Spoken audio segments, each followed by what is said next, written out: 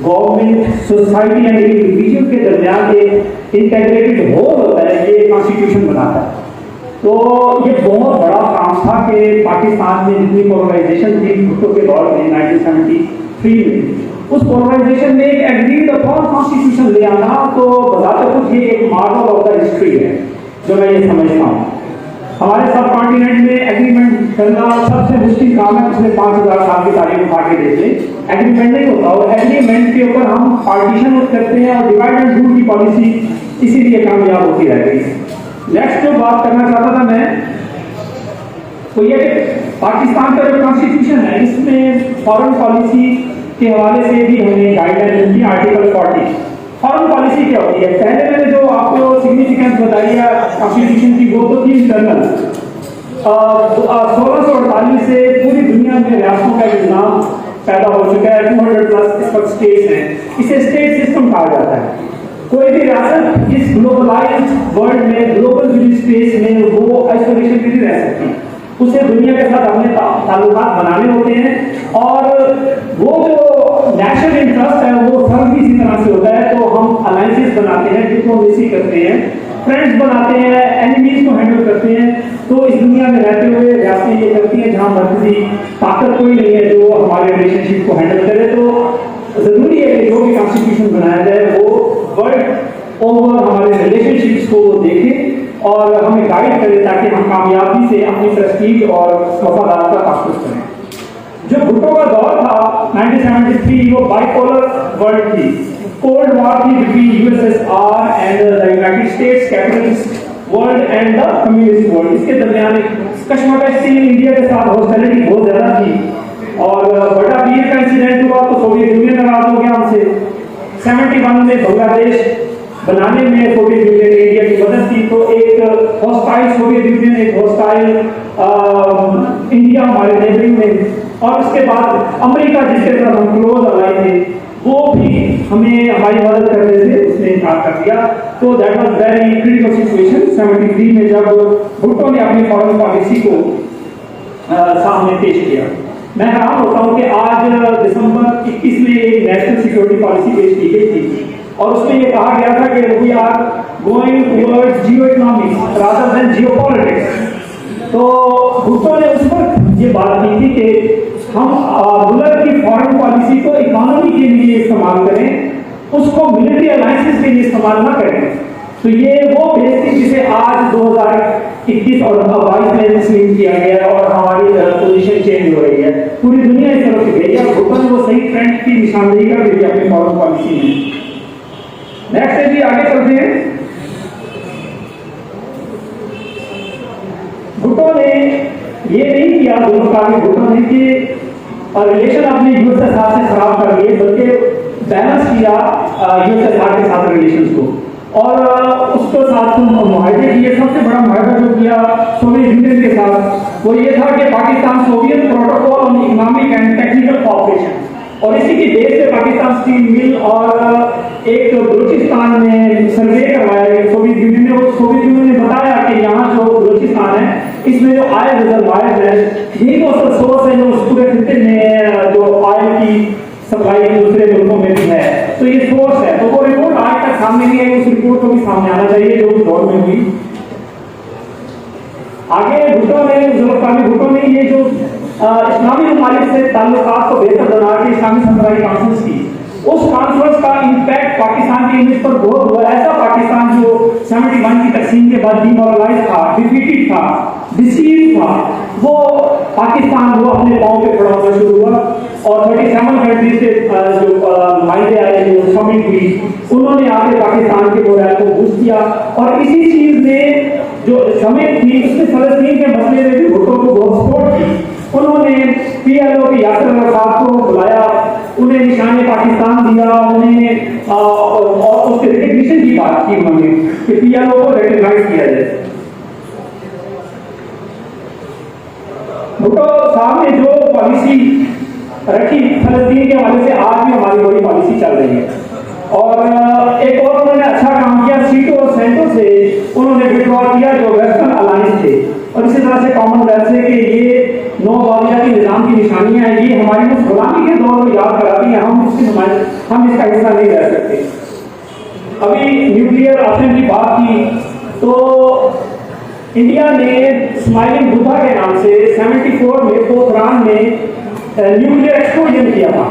लेकिन मैंने एक अमेरिकन की किताब पढ़ी है, डेनिस कुक्स की किताब है डिसएन्चेंटेड अलाइव, स्टूडेंट से वो जो लोग स्टूडेंट यूनिवर्सिटी के हैं तो वो जरूर पढ़िए। उसने कहा कि 73 में भुट्टो ने फैसला किया था कि न्यूक्लियर सलाहियत पाकिस्तान हासिल करेगा, और ये फैसला यहाँ से चंद किलोमीटर दूर सर्किट हाउस में किया था मुल्तान के 1973। तो यहाँ उसने भुट्टो ने फैसला किया था। मुल्तान को एजाज है कि पाकिस्तान का डिफाइनिंग मूवमेंट का फैसला यहाँ किया गया। अरब इसराइल जो सपोर्ट हुई है, और मैं जो देख रहा हूँ कि हमारे मुस्लिम ममालिक हैं इतनी ज्यादा उन्होंने पैसे और वीक रिस्पॉन्स दिया कि अफसोस होता है देखे कि 57 कंट्रीज हो और वो गजा के लोगों की कोई सब्सटेंशियल मदद, कोई नजर आने वाली मदद कर सके सिवाय बातों की। तो भुट्टो साहब ने इस कंफ्लिक्ट में भरपूर सपोर्ट किया था अरब पास को। अरब हैरान थे कि हम मिडिल ईस्ट का इशू है हमारा और पाकिस्तान हमारी सपोर्ट कर रहा है। तो ये भुट्टो साहब की क्रेडिट में ये बात जाती है।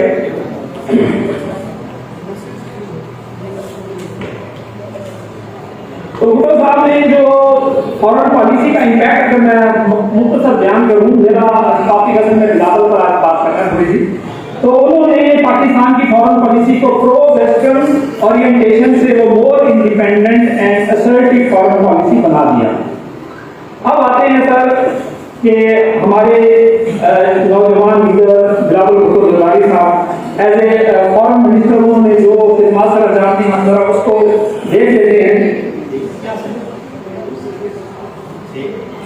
उन्होंने जो पिछला दौर गुजरा उसमें फॉरेन पॉलिसी के फ्रंट पे बहुत ज्यादा एक इमोशनल टच नजर आता है, और अगर आपने साइडें चेंज करनी है तो उसके लिए भी कोई हिम्मत नहीं होती है, बहुत फर्क होता है। दफादार करके मोहब्बत में जो इस्माइल है उनसे दामन को छुड़ाते नहीं झटका देकर, तो एक बहुत झटका दिया कि आप रीजनल कनेक्टिविटी की तरफ जा रहे हैं, आप रशिया की तरफ जा रहे हैं, आप चाइना की तरफ जा रहे हैं, तो आप कम से कम कोई होमवर्क करें, कोई इसके ऊपर पॉलिसी फ्रेम करें और ग्रेजुअल रिलेशनशिप को बैलेंस करें। वेस्ट जो है हमारा पुराना इत्तेहादी है, उन्होंने हमारी फौज को मॉडर्नाइज किया, उन्होंने हमारी इकोनॉमी को सपोर्ट किया, उन्होंने हमारी एजुकेशन में इन्वेस्ट किया। आप उनके पॉलिसी पॉइंट्स क्यों नहीं देख रहे? तो फौरी तौर पर वेस्ट से दूर हो जाना और किसी और गुलाम में चले जाना ये तबाह साबित हुआ। और वो जो डैमेज कंट्रोल था, बिलावल भुट्टो जरदारी साहब ने उस डैमेज कंट्रोल को कंट्रोल करने की कोशिश की। यूएसए को, वेस्टर्न पावर्स को एतमाद में लिया, और ये नहीं था कि वो चाइना को हाथ से छोड़ देते। चाइना के साथ हमारा सीपैक चल रहा था, उसको एक साल पूरा स्लो डाउन किया गया है, और जो इतने मेगा प्रोजेक्ट का एक साल का स्लो डाउन होने का आप खुद अंदाजा कर सकते हैं कि कितना नुकसान हुआ होगा। और बहाना यह था कि रीनेगोशिएट किया जा रहा है सारे मायनों को, तो चाइना को भी एतमाद में लिया और सीपैक पर काम की रफ्तार को तेज किया गया। स्पेशल इकोनॉमिक जोन का चल रहा है प्रोसेस, तो ये भी जनाब हमारे बिलावल भुट्टो साहब के क्रेडिट में जाता है। एक और इशू है पाकिस्तान के इमेज का। पाकिस्तान को अच्छा इमेज नहीं है पूरी दुनिया में, इस्लामोफोबिया के साथ जोड़ के देखा जाता है। बिलावल भुट्टो जरदारी साहब ने इस इमेज को बेहतर करने के लिए बड़ी एफर्ट की। इनका मैंने वो पूरा प्रोग्राम सुना जो फॉरेन पॉलिसी अफेयर था, उसमें उन्होंने बार बार कहा कि आप यहाँ एड लेने आए हैं, बड़ा इंटरेस्टिंग क्वेश्चन था। तो बिलावल भुट्टो साहब ने बहुत इंटेलिजेंट तरीके से उसको बताया कि I am not here for the aid, I am here for the aid of the flood effectives. हमारे फ्लड ने हमारे मुल्क को तबाह करके रख दिया, आप हमारी उस हवाले से क्या मदद कर सकते हैं? और ये फ्लड आया है आपकी वजह से कि क्लाइमेट चेंज हो रहा है, और आपके जो इंडस्ट्रियलाइज्ड कंट्रीज हैं जितना वो क्लाइमेट को खराब कर रहे हैं, हमारा तो 1% हिस्सा है क्लाइमेट चेंज को खराब करने में, तो उसकी वजह से हमारे ग्लेशियर्स पिघल रहे हैं और फ्लड के साथ पूरा पाकिस्तान तबाह हो गया। इट्स योर रिस्पांसिबिलिटी कि हमारे साथ आप खड़े हैं। तो ये बहुत बोल्ड, बहुत एक्यूरेट और बहुत बेहद कुछ था जो बिलावल भुट्टो जरदारी ने वहां लिया। तो मैं थोड़ा सा मुकाबला करूं लास्ट में जनाब जुल्फ़िकार भुट्टो साहब का और बिलावल भुट्टो का कि इनकी फॉरेन पॉलिसी में कुछ सिमिलैरिटीज भी थी, कुछ डिसिमिलैरिटीज भी थी, वो थोड़ा सा मैं करके यहाँ फाइंड आउट करता हूँ काम अपनी बात को। जो इकोनॉमिक एंगल लिया जुल्फ़िकार भुट्टो साहब ने कि फॉरेन पॉलिसी में हम अपनी मईशत को बेहतर करने के लिए पूरी दुनिया के साथ कॉन्टैक्ट में, मईशत मिलिट्री अलायंसेस नहीं, वो ही टास्क बिलावल भुट्टो ज़रदारी साहब ने लिया। इन्होंने भी जियो इकोनॉमिक्स और इकोनॉमी को ठीक करने के लिए अपनी डिप्लोमेसी, अपनी फॉरेन पॉलिसी का और उनकी जो फौरी अचीवमेंट्स है वो मैं जरा ध्यान कर देता हूँ। सेटअप में पाकिस्तान फंसा हुआ, सेटअप फाइनेंशियल टास्क फोर्स में पाकिस्तान ग्रे लिस्ट से ब्लैक लिस्ट में आने वाला था और उसकी वजह क्या थी? वो इंडियन नैरेटिव था।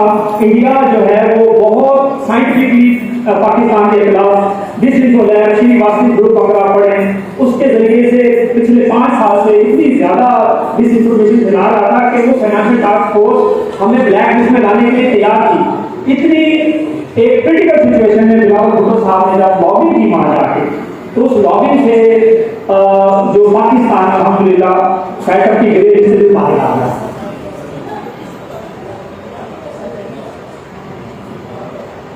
क्लाइमेट चेंज के हवाले से यूएन ने एक फंड रेज किया, उसे डैमेज एंड लॉस फंड कहते हैं, जो क्लाइमेट चेंज की वजह से आ रहा है तरक्की पजीर ममालिक में।